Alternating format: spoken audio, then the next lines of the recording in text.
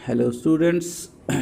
आज के इस ऑनलाइन क्लास में जयप्रकाश विश्वविद्यालय भूगोल प्रतिष्ठा बीए पार्ट 2 पत्राचार इकाई 3 का एक चैप्टर प्रस्तुत है, वैश्वीकरण और अर्थव्यवस्था। तो इसके दोनों नाम से आप अवगत हैं, वैश्वीकरण और अर्थव्यवस्था। वैश्वीकरण वैसे देखा जाए तो एक प्रोसेस है जिसमें क्या होता है, विश्व की विभिन्न अर्थव्यवस्थाओं, विभिन्न देशों की अर्थव्यवस्थाओं के मध्य एक कोऑर्डिनेशन स्थापित किया जाता है ताकि वस्तुओं एवं सेवाओं, goods and services, technology, capital and labour का विभिन्न देशों के बीच प्रवाह हो सके, मतलब एक दूसरे देश में आसानी से जा सके, जा सके। तो इस प्रकार ग्लोबलाइजेशन के 4 प्रमुख अंग हैं, goods and services, technology, capital and labour. इसका निर्बाध गति से आदान प्रदान। वैश्वीकरण के समर्थक विकसित देश ज़्यादा हैं। वैश्वीकरण की परिभाषा को पहले 3 अंग तक ही सीमित करने पर बल देते हैं, यानी कि जो विकसित देश हैं, goods and services, technology and पूंजी, इन्हीं तीनों चीज़ों का वो समर्थन करते हैं।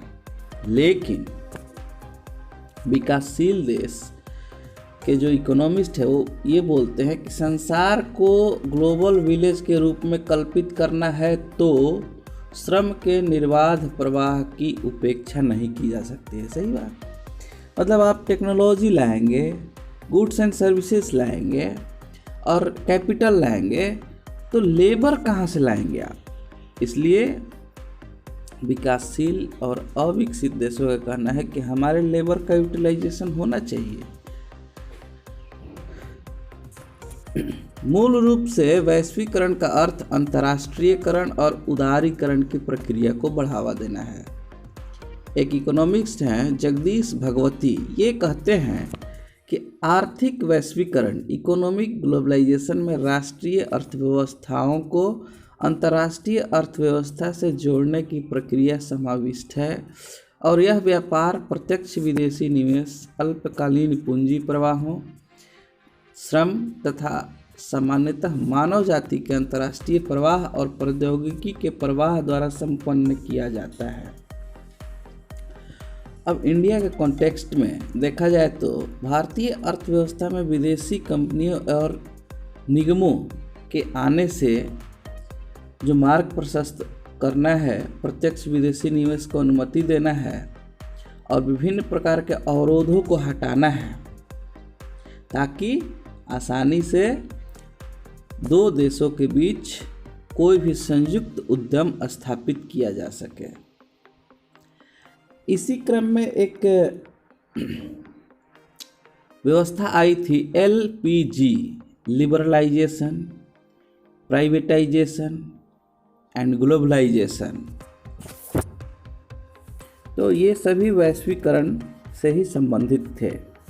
अब वैश्वीकरण की हम विशेषताएं देख लेते हैं, कैरेक्टरिस्टिक्स ऑफ ग्लोबलाइजेशन। तो इसमें एक एक करके देखेंगे, 4 तरह के विशेषता हैं इसमें।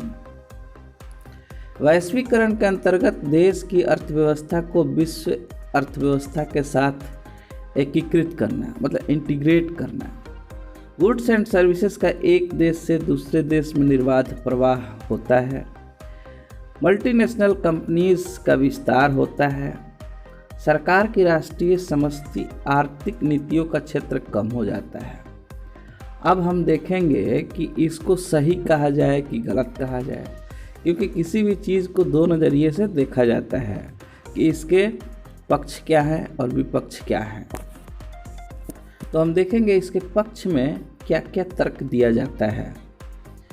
तो पहला है, वैश्वीकरण से प्रत्यक्ष विदेशी निवेश FDI होगा, जिसके फलस्वरूप विकासशील देश बिना अंतर्राष्ट्रीय ऋणग्रस्तता कायम किए अपने पूंजी के विकास के लिए पूंजी प्राप्त कर सकेंगे। वैश्वीकरण से विकासशील देशों को उन्नत देशों द्वारा विकसित प्रौद्योगिकी स्वतः प्राप्त हो जाएगी। वैश्वीकरण से ज्ञान का तेजी से विस्तार होता है, जिसके फलस्वरूप विकासशील देश अपने उत्पादन एवं उत्पादकता के स्तर को उन्नत कर सकते हैं। इस तरह यह उत्पादकता के अंतर्राष्ट्रीय स्तर को प्राप्त करने में सहायक है। नेक्स्ट है, वैश्वीकरण विकासशील देशों को विकसित देशों में अपनी उपज का निर्यात करने की पहुंच का विस्तार करता है। साथ ही यह विकासशील देशों को उच्च गुणवत्ता वाली उपभोग वस्तुओं, विशेषकर चिरकालीन वस्तुओं को अपेक्षाकृत कम कीमत पर प्राप्त करने योग्य बनाता है। वैश्वीकरण से परिवहन एवं संचार की लागत कम हो जाती है, इससे प्रशुल्क भी कम हो जाते हैं तथा सकल घरेलू उत्पाद के प्रतिशत के रूप में विदेशी व्यापार का भाग बढ़ जाता है। मोटा मोटी यूँ समझे कि मान लो नोकिया कंपनी है, तो वो नोकिया कंपनी भारत में आके अपना प्लांट लगाना चाहती है। तो हमारे पास इतना एडवांस मोबाइल टेक्नोलॉजी नहीं है, तो हम उसको क्या करते हैं, उसको अपने यहाँ एक जगह देते हैं जहाँ पे वो अपना यूनिट लगा सके, प्लांट लगा सके। वहाँ से टेक्नोलॉजी ले आते हैं, वहाँ से वो कैपिटल इन्वेस्ट करते हैं हमारे देश में, और इससे क्या होता है कि हमारे देश में जब प्रोडक्शन होगा और उसको बेचा जाएगा तो हमारे देश को कुछ न कुछ उससे टैक्स प्राप्त होगा, हमारे यहाँ के लेबर उसमें काम कर सकेंगे। तो मोटा मोटी ये चीज़ वही है कि एक देश से दूसरे देश में किस तरह से उत्पादन किया जा सके। तो कंक्लूजन में हम ये भी कह सकते हैं कि वैश्वीकरण को विकास के लिए प्रौद्योगिकीय प्रगति तथा उत्पादकता में वृद्धि का इंजन समझा जा सकता है। यह रोजगार के विस्तार के साथ गरीबी कम करने तथा आधुनिकीकरण का तत्व बन जाता है। अब हम देखेंगे कि इसमें कई तरह के निगेटिव एस्पेक्ट्स भी हैं, जिसको हम लोग शंका भरी निगाहों से देखते हैं। तो इसमें क्या होगा कि भारतीय उद्योगों पर इसका बुरा प्रभाव पड़ेगा, और जो विदेशी कंपनियों द्वारा निर्मित वस्तुओं की क्वालिटी में पीछे रह जाएंगे। कहने का मतलब कि यहाँ से जो देसी उद्योग है वो क्या होता है कि उतने टेक्नोलॉजिकली एडवांस नहीं होते हैं, तो जो विदेशों में सामान बनते हैं वो एडवांस टेक्नोलॉजी से बनते हैं। तो इससे क्या होगा कि हमारा जो भारतीय उद्योग होगा प्रभावित होगा। जैसे आप एक सीधा उदाहरण देख लो कि खादी जो पहले भारत में पहना जाता था, बनाया जाता था, आज मिल के कॉटन कपड़ों के आगे फेल हो चुका है लगभग। और हम देखेंगे सेकंड इसमें क्या है शंका कि उद्योग बंद हो जाने की स्थिति में आ जाएंगे। सही बात है, उद्योगों को घाटा होगा, श्रमिकों में बेरोजगारी फैल जाएगी, आगे चलकर यह विदेशी कंपनियां देश का शोषण करेंगी जैसे ईस्ट इंडिया कंपनी करती थी। इन सब से देश की आत्मनिर्भरता प्रभावित होगी। तो ये हमारे मन की शंकाएं हैं, वहम है।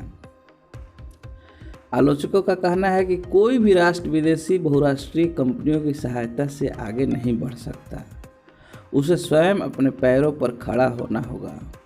विदेशी निवेश उन्हीं क्षेत्रों में होना चाहिए जहां भारतीय कंपनियां निवेश करने में सक्षम नहीं। सही बात।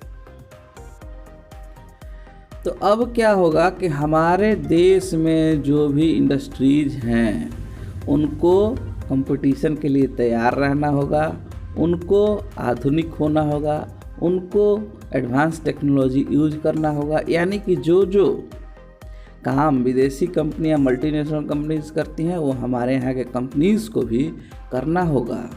लेकिन इसके लिए बहुत सारे अवरोध हैं, मतलब कि समस्याएं हैं, जैसे पूंजी का अभाव, श्रमिकों का विरोध। भारत में श्रमिक आधुनिकीकरण से बहुत डरते हैं। क्या है कि स्वचालित मशीन, जो ऑटोमेटिक मशीन है, कई श्रमिकों का काम एक साथ कर देती है, तो उनका छटनी हो जाता है। जैसे एक कंप्यूटर 4 लोगों के बराबर काम करता है तो 4 लोग बेकार हो जाएंगे, ऐसा वो सोचते हैं। विदेशी मुद्रा का अभाव, मतलब भारत के पास विदेशी मुद्रा भी नहीं है कि उनके बराबर वो काम कर सके। चलिए, भारत में वैश्वीकरण को प्रेरित करने वाले घटक, factors fostering globalisation in India. अब देखेंगे कि भारत में कौन कौन से ऐसे फैक्टर्स हैं जो वैश्वीकरण को प्रेरित करते हैं, यानी कि ऐसा होना चाहिए। तो एडवांस टेक्नोलॉजी वैश्वीकरण को प्रोत्साहित करने में उन्नत प्रौद्योगिकी महत्वपूर्ण भूमिका निभाती है। कम लागत पर सस्ती और गुणवत्ता युक्त वस्तुओं का उत्पादन उन्नत टेक्नोलॉजी से ही संभव हो पाता है। अभी आप देख लीजिए कि चाइनीज़ टेक्नोलॉजी से मोबाइल वहाँ बहुत ज़्यादा उत्पादन किया जाता है, और हमारे यहाँ के मोबाइल और दूसरे देशों के मोबाइल थोड़े महंगे होते हैं और उतने फीचर्स भी नहीं दे पाते हैं। इसमें जो सेकंड फैक्टर है, उदारवादी नीतियाँ, लिबरल पॉलिसीज़। विभिन्न देशों द्वारा अपनाई जाने वाली उदारवादी नीतियों से ही वैश्वीकरण का मार्ग प्रशस्त हो सका है। इसमें नेक्स्ट है प्रतिस्पर्धा, यानी कंपटीशन। पूंजीवादी अर्थव्यवस्था की यह प्रमुख विशेषता है। कंपटीशन के कारण ही कंपनियों को विदेशों में नए बाजार ढूंढने की आवश्यकता हुई। यानी कि विदेशी कंपनियों का जो मुख्य उद्देश्य होता है ज़्यादा से ज़्यादा लाभ कमाना। नहीं तो हमारे यहाँ की कंपनी भी है जो वर्षों से है और चल रही हैं, लेकिन जैसे ही उनको लगा कि मल्टीनेशनल कंपनी ज़्यादा लाभ कमा रही है, तो ज़्यादा लाभ के लिए आपको ज़्यादा मार्केट खोजना पड़ेगा। तो आपको देश से निकल के कई देशों में अपना यूनिट लगाना होगा, प्लांट लगाना होगा, बेचना होगा और मार्केट स्थापित करना होगा। यही तो खेल है। विकासशील देशों के अनुभव। वैश्वीकरण की प्रक्रिया को अपनाने वाली विकासशील अर्थव्यवस्थाएं China, Korea, Thailand, Hong Kong, Taiwan, Singapore आदि आर्थिक विकास की ऊंची दर प्राप्त करने में सफल रही हैं। इसमें नेक्स्ट है वर्ल्ड बैंक एंड IMF का दबाव, इंटरनेशनल मॉनेटरी फंड। भारत को लिबरलाइजेशन एंड ग्लोबलाइजेशन की प्रक्रिया को अपनाने के लिए वर्ल्ड बैंक एंड IMF भी दबाव डाल रहे थे। एंड अदर फैक्टर्स में हम लोग देखेंगे कि पूंजी बाजार का सार्वभौमिकरण होना। पूंजी बाजार में होने वाली तेज वृद्धि से राष्ट्रीय स्तर का पूंजी बाजार विश्व स्तरीय स्वरूप धारण करता जा रहा है। कंप्यूटर, इंटरनेट एवं संबद्ध तकनीक के विस्तार से सभी देश परस्पर जुड़े हुए हैं।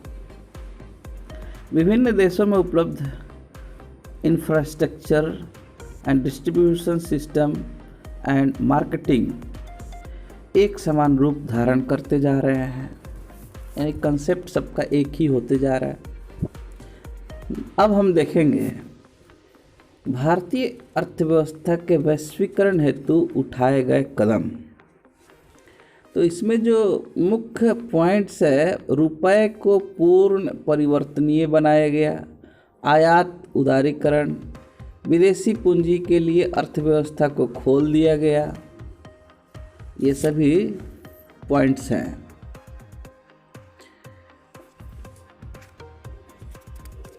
अब हम देखेंगे वर्ल्ड ट्रेड ऑर्गेनाइजेशन WTO। अंतर्राष्ट्रीय व्यापार को बढ़ावा देने के लिए और व्यापार में क्वांटिटी को बढ़ाने के लिए और विभिन्न प्रकार के प्रतिबंधों को घटाने के लिए और विभिन्न समस्याओं को सुलझाने के लिए GATT की स्थापना 30 अक्टूबर 1947 को हुई थी, जिसका 12 दिसंबर 1995 में नाम बदल के GATT कर दिया गया, जो पहले WTO कर दिया गया, जो पहले के GATT से अधिक शक्तिशाली था। GATT के 8वें चक्र की वार्ता, जिसे उरुग्वे दौर की वार्ता के रूप में भी जाना जाता है, के डंकल प्रस्तावों को स्वीकार करते हुए अंततः 15 अप्रैल 1994 को मोरक्को के मराकश नगर में GATT के 123 सदस्यों ने इस पर हस्ताक्षर कर दिया, जिसके परिणाम स्वरूप 1 जनवरी 1995 को WTO की स्थापना कर दी गई। और ये WTO की मुख्यालय एवं सदस्यता के बारे में देख लेते हैं। विश्व व्यापार संगठन का मुख्यालय गैट की ही भांति जेनेवा में है।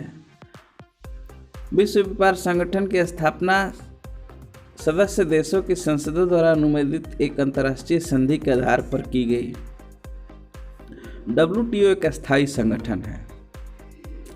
इसके क्या क्या उद्देश्य हैं? वस्तु एवं सेवाओं के उत्पादन एवं व्यापार को बढ़ावा देना, प्रभावपूर्ण मांग एवं रोजगार में व्यापक एवं प्रभावी वृद्धि करना, विश्व के संसाधनों का अनुकूलतम उपयोग करना, सतत विकास की अवधारणा को स्वीकार करना, जीवन स्तर में वृद्धि करना, पर्यावरण का संरक्षण एवं सुरक्षा करना। अब WTO के कार्य क्या हैं? व्यापार एवं प्रशुल्क से संबंधित किसी भी मसले पर सदस्य देश के बीच विचार विमर्श हेतु एक मंच के रूप में कार्य करना, विश्व व्यापार समझौता एवं बहुपक्षीय एवं बहुवचनीय समझौतों के क्रियान्वयन, प्रशासन एवं परिचालन हेतु सुविधाएं उपलब्ध कराना, व्यापार नीति समीक्षा प्रक्रिया से संबंधित नियमों एवं प्रावधानों को लागू करना, विवादों के निपटारे से संबंधित नियमों एवं प्रक्रियाओं को प्रशासित करना, विश्व आर्थिक नीति के निर्माण में अधिक सामंजस्य भाव स्थापित करने के लिए अंतर्राष्ट्रीय मुद्रा कोष एवं विश्व बैंक से सहयोग प्राप्त करना, विश्व संसाधनों का अनुकूलतम उपयोग करना। ये क्या है, उसके कार्य हैं। अब WTO का प्रशासन, तो इसमें कई तरह के संरचनाएं हैं, जिसमें जनरल काउंसिल है, उसके बाद मिनिस्ट्रियल कॉन्फ्रेंस होता है इसमें, और डायरेक्टर जनरल होते हैं। खैर उसमें ज़्यादा अंदर तक नहीं जाना है। अब हम देखेंगे globalisation and its impact on Indian economy. Bharat की अर्थव्यवस्था पर वैश्वीकरण का क्या प्रभाव है? तो इसमें हम लोग देखेंगे, पहले भी आप लोग देख चुके हैं कि वैश्वीकरण में मुख्यतः 4 चीज़ें हैं। बेरोक टोक ट्रेड बैरियर्स को कम करना, पूंजी का स्वतंत्र प्रवाह, टेक्नोलॉजी का प्रवाह, लेकिन विकासशील देशों की दृष्टि से महत्वपूर्ण श्रम का प्रवाह भी होना चाहिए। मोटा मोटी भूमंडलीकरण में, वैश्वीकरण में, ग्लोबलाइजेशन में यही है। पूरा विश्व ग्लोबल विलेज के रूप में ऐसी कल्पना की गई है, हो गया है।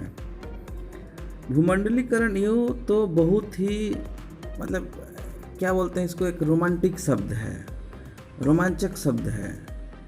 लगता है कि हाँ बहुत बड़ी चीज़ है, परंतु थोड़ा सोचने पर लगता है कि नहीं, ये वही चीज़ें हैं जो हम जब उपनिवेश थे तब भी ये सब चीज़ें होती थी। ब्रिटेन को कम विकसित देशों में जो उपनिवेश थे, बेरोक टोक वस्तुओं के निर्यात आयात के लिए सैद्धांतिक बल मिल सके। मतलब अभी जो विश्व के विकसित देशों के इकोनॉमिस्ट हैं वो चाहते हैं कि पहले वाला ही जो सिद्धांत वो कायम हो सके। यह तर्क दिया गया कि अंतर्राष्ट्रीय विशिष्टीकरण से ऐसे दोनों देशों को लाभ होगा जो व्यापार संबंध कायम करते हैं। अब वही तर्क वैश्वीकरण के समर्थक पेश कर रहे हैं। वे विकास के लिए इंपोर्ट सब्स्टिट्यूशन व्यापार नीति की अपेक्षा निर्यात प्रेरित विकास नीति पर ध्यान देने पर बल देते हैं। 18वीं, 19वीं और 20वीं सदी के पूर्वार्ध में साम्राज्यवादी देशों ने भी उपनिवेशिक देशों में पूंजी एवं प्रौद्योगिकी के प्रवाह को बढ़ावा देने पर बल दिया, परंतु वे उस समय शासक होने के कारण उन राज्यों को इस नीति को स्वीकार करने के लिए मजबूर कर सकते थे। किंतु इस संबंध में उपलब्ध ऐतिहासिक प्रमाणों से पता चलता है कि इस प्रकार पूंजी और प्रौद्योगिकी के प्रवाहों द्वारा साम्राज्यवादी देश उपनिवेश के संसाधनों का शोषण करने में सफल हुए और वो गरीबी के चंगुल में फंसे रहे। कहने का मतलब ये कि आज ग्लोबलाइजेशन जो हो रहा है उसमें विकसित देश यही चाहते हैं कि मैं किसी भी छोटे और कमज़ोर देश में अपना फैक्ट्री लगाऊं, अपना माल का उत्पादन करूं और वहीं पर बेचूं, है ना। तो कहने का मतलब ये है कि अब ये सब नहीं चलेगा। पहले जब 1947 के पहले हम गुलाम थे तो उस समय क्या होता था कि वो अपनी मर्जी चला लेते थे, अंग्रेज जैसा चाहते थे। जैसे मान लो यहाँ के बहुत सारे कच्चे माल को इंग्लैंड ले जाते थे और वहाँ से तैयार माल को यहाँ पर ला के बेचते थे। इसका उदाहरण है कपास। कपास क्या करते, पहले हम लोग यहीं पे खादी का वस्त्र बनाते थे, वो क्या करने लगे, कपास को यहाँ से ले गए इंग्लैंड और इंग्लैंड से कपड़े बना करके ले आए। तो इसमें क्या हुआ, हमारा ही नुकसान हुआ। खादी उद्योग चौपट हो गया, उनका उद्योग विकसित हो गया और जो खादी हमारे मार्केट में बिकता था उनके कपड़ों के सामने अब नहीं बिकने लगा। तो अभी भी जो हम लोगों के देश के अर्थशास्त्री हैं यही अनुमान लगाते हैं कि भूमंडलीकरण में, वैश्वीकरण में, ग्लोबलाइजेशन में यही होगा और यही विकसित देश चाहते हैं, मोटा मोटी यही चाहते हैं कि यही सब हो। लेकिन जैसे जैसे इंटरनेट, ईमेल और टेक्नोलॉजी का डेवलपमेंट हुआ तो इसमें क्या हुआ कि भूमंडलीकरण का कोई विकल्प नहीं रह गया। अब यह एक वास्तविकता है, हमको चाहे ना चाहे इसको अपनाना ही पड़ेगा, है ना। तो इसमें क्या हुआ, 1991 में व्यापार अवरोधों को समाप्त करने की प्रक्रिया प्रारंभ की गई और प्रत्येक वर्ष सरकार सीमा शुल्कों में कटौती और मात्रात्मक प्रतिबंधों को हटाने की घोषणा करती रही। देखो अब इसमें क्या है, जैसे मान लो कोई सामान अमेरिका से आ रहा है तो हमारे देश में बेचने के लिए उस पर टैक्स लगाती थी हमारी सरकार कि आप हमारे देश में ला के बेचोगे तो पहले टैक्स दो। अब क्या कहता है अमेरिका कि इस टैक्स को कम करो। इसको मतलब क्या वो अपना ही देश समझ रखा है, फिर यूँ समझो कि पूरे वर्ल्ड में ऐसा ही है कि कोई किसी भी देश में जाकर के सामान बेचे, लेकिन ऐसा तो नहीं है। और देखो, भारत यदि कोई सामान अमेरिका में ले जाकर बेचना चाहता है तो वो टैक्स देगा, नहीं तो क्या करेगा, भारत का मार्केट कम हो जाएगा। तो जिसके पास पैसा है, जिसके पास पूंजी है, जो बहुत ही धनी देश है, वो तो अपनी बात को मनवा लेते हैं, लेकिन जो गरीब देश हैं, जो विकासशील देश हैं, वो नहीं मनवा पाते हैं। तो इसमें एक शंका रह जाती है कि वैश्वीकरण में कहीं ना कहीं हमको नुकसान है, ऐसा विकासशील देश सोचते हैं और विकसित देश ऐसी बातें करते हैं, मतलब शब्द जाल की रचना करते हैं कि ये बहुत ही उनको सपना दिखाते हैं कि बहुत अच्छा हो जाएगा, तुम भी धनी हो जाओगे, मगर ऐसा होता नहीं है। मतलब बुड़बक बना करके अपना बिजनेस चलाते हैं, यही है मोटा मोटी। चलो देखते हैं अब एक एक करके। अब जब भारत मतलब 1991 से अभी देखा जाए तो 30 वर्षों से ग्लोबलाइजेशन का, भूमंडलीकरण का अनुसरण कर रहा है, तो क्या प्रभाव है, पॉइंट वाइज देखेंगे। फर्स्ट, भारत का वस्तुओं एवं सेवाओं, गुड्स एंड सर्विसेज के विश्व निर्यात में योगदान बढ़ा है। दूसरा पॉइंट है, भारत में विदेशी निवेश का प्रवाह बढ़ा है। तीसरा पॉइंट है, स्वीकृत विदेशी निवेश और वास्तविक अंतःप्रवाह के मध्य भारी अंतर हो गया है। चौथा है, निर्यात की तुलना में आयात में कहीं अधिक वृद्धि हो गई है। पांचवा है, 80 और 90 के दशक में सकल देशीय उत्पाद की वृद्धि दरें। छठा है, भूमंडलीकरण उपरांत काल यानी उसके बाद वाले समय में 1991 के बाद गरीबी कम करने की प्रक्रिया मंद पड़ गई है। सकल देशीय उत्पाद की उच्च वृद्धि दर के साथ रोजगार में गिरावट आ गई है। तो ये सभी इसके प्रभाव हैं। ग्लोबलाइजेशन को लागू करने के मतलब लगभग 20-30 साल बीत गए हैं, लेकिन आज भी मुख्य समस्याओं के समाधान में इच्छित परिणाम नहीं दिखाई देता है। इसलिए ग्लोबलाइजेशन की नीतियों में कैसे परिवर्तन किया जाए, इसके लिए समय आ गया है।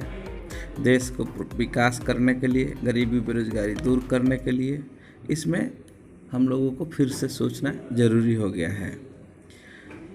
तो विभिन्न पहलुओं पर जो प्रभाव है, तो भारत विश्व व्यापार संगठन का संस्थापक सदस्य होने के नाते इसके सभी निर्णयों का पालन करता है तो जो प्रभाव भारत के उद्योग पर पड़ा है देखते हैं।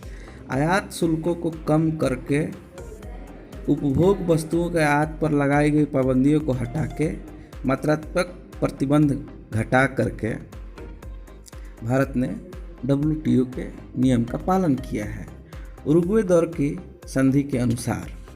अब देखते हैं, चूँकि भारत ईमानदारी से इस संधि का अनुकरण किया, सीमा शुल्कों को साल दर साल घटाया, वे विश्व व्यापार संगठन के प्रस्तावों की युक्ति संगत बन जाए। जैसे जैसे आयात शुल्कों द्वारा दिया गया संरक्षण धीरे धीरे हटा लिया गया, इसके नतीजे के तौर पर भारतीय उद्योग को विदेशी वस्तुओं के साथ बढ़ती हुई कंपटीशन का सामना करना पड़ता है।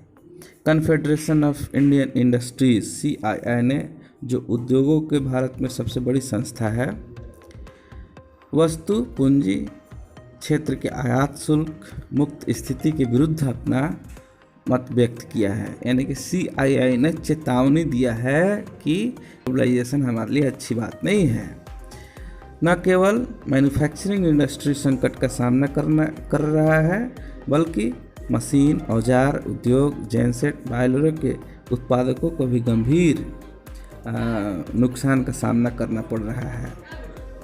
फलस्वरूप मैन्युफैक्चरिंग आउटपुट के आयात द्वारा विभिन्न प्रकार की वस्तुओं से देश में उत्पन्न की गई वस्तुओं का प्रतिस्थापन हो रहा है। मतलब जो बाहर से सामान आ रहे हैं वो भारत में जो सामान बनाए जाते थे उसको हटा देता है और बाहर वाला ही सामान चलने लगता है। इसके नतीजे के तौर पर बहुत सी औद्योगिक इकाइयाँ बंद हो जा रही हैं और सस्ते आयात भारतीय उद्योग में प्रतिस्पर्धा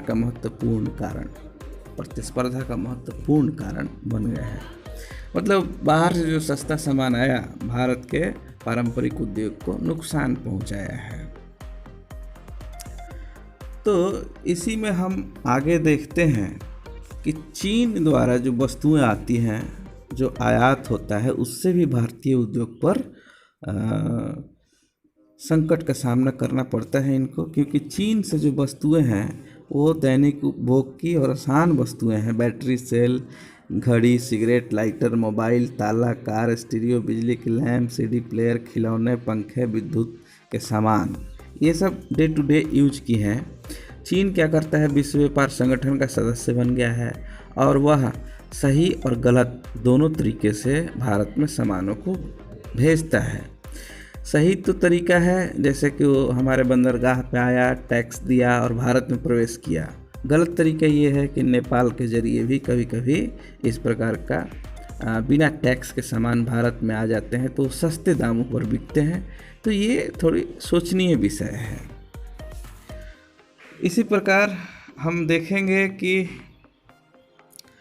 विश्व व्यापार संगठन का लघु स्तर इकाइयों पर भी प्रभाव पड़ा है। लघु स्तर का मतलब जो छोटे इंडस्ट्रीज हैं उन पर भी बहुत गहरा प्रभाव पड़ा है और वो भी बंद होने लगी हैं।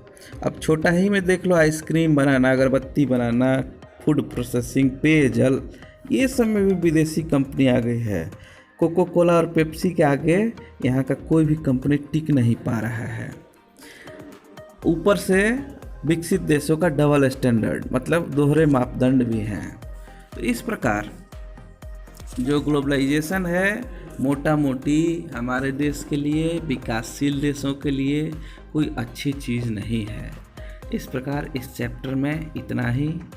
इस वीडियो को बनाने के लिए जिस पुस्तक का आधार लिया गया है, आर्थिक भूगोल, इकोनॉमिक ज्योग्राफी, डॉक्टर चतुर्भुज मौर्य, डॉक्टर BL शर्मा, और इंटरनेट का सहारा लिया गया है। आर्थिक भूगोल का मूल तत्व जगदीश सिंह काशीनाथ सिंह का भी सहारा लिया गया है।